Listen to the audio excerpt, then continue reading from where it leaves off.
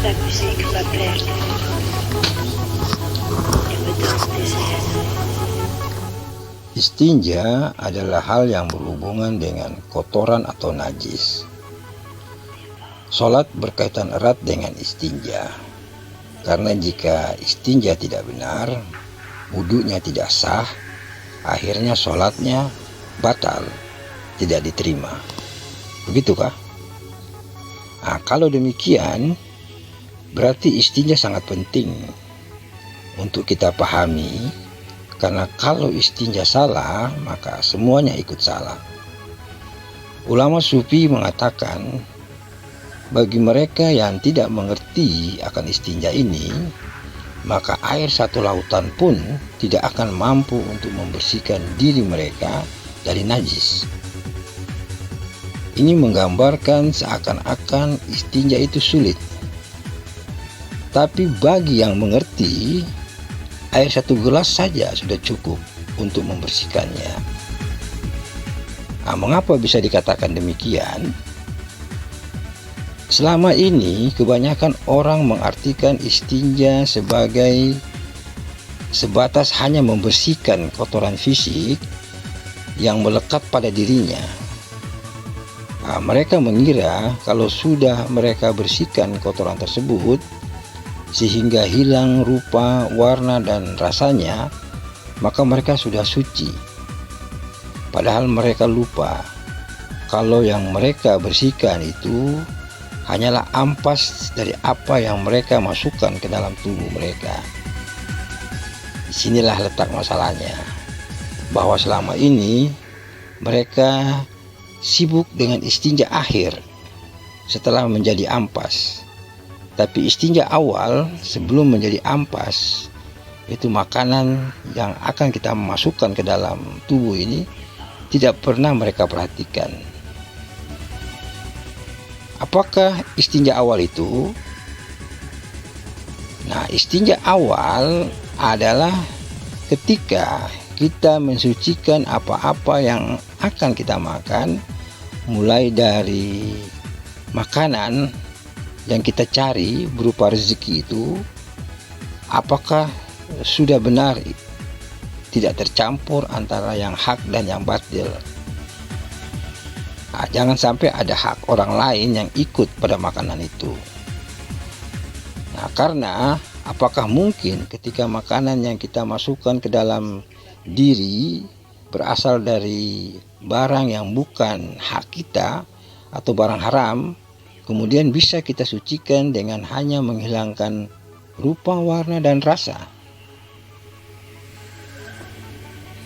Nah, ketika kita sedang menghadapi makanan yang telah dihidangkan, tentunya kita tidak tahu asal muasal makanan itu hingga ada di piring kita. Seperti apakah ayam yang kita makan itu disembelih dengan benar, atau mungkin juga ayam itu sudah mati sebelum disembelih, jadi bangkai. Atau lauk pauk lainnya yang ada di piring kita, apakah sudah benar cara mendapatkannya? Nah, disinilah kita harus mensucikan terlebih dahulu semuanya sebelum masuk ke dalam tubuh kita. Bahwa makanan atau rezeki yang ada di hadapan kita memang kita yang cari, memang itu rezeki kita, tapi semuanya itu bukan kita yang punya.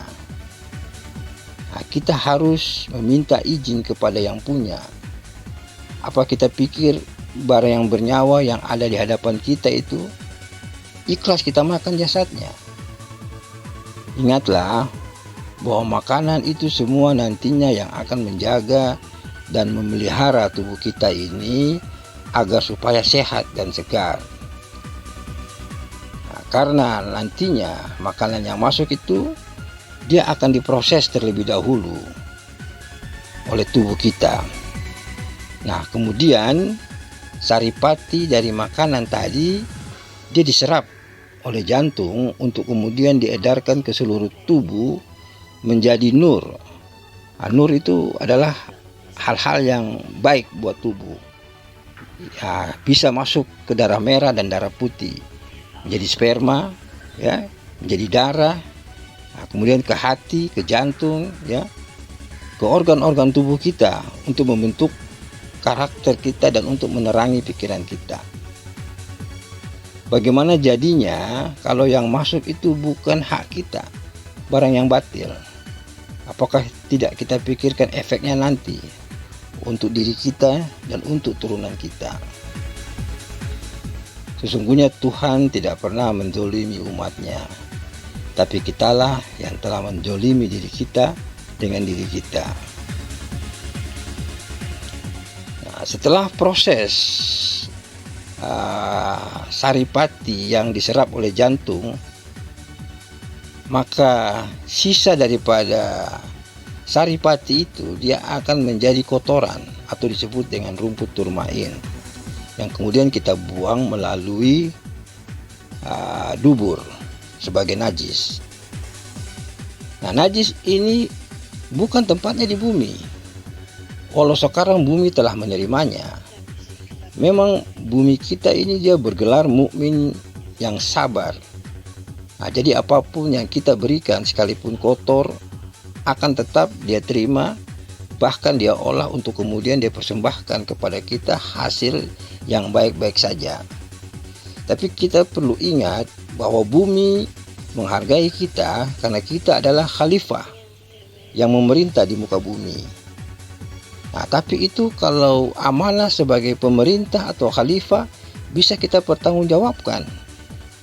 Karena pemerintah yang baik itu dia tidak berjiwa mentang-mentang, tapi bisa dia mengenal siapa yang dia perintahnya.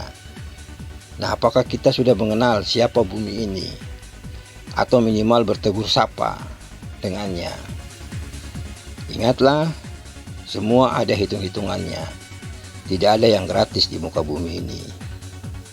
Sudah berapa banyak kotoran yang kita berikan kepada bumi ini semenjak pertama kita hadir ke muka bumi.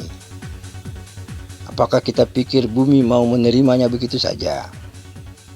Nah, di manakah harus kita tempatkan kotoran itu agar suatu saat kotoran itu tidak menutupi jalan kita untuk kembali?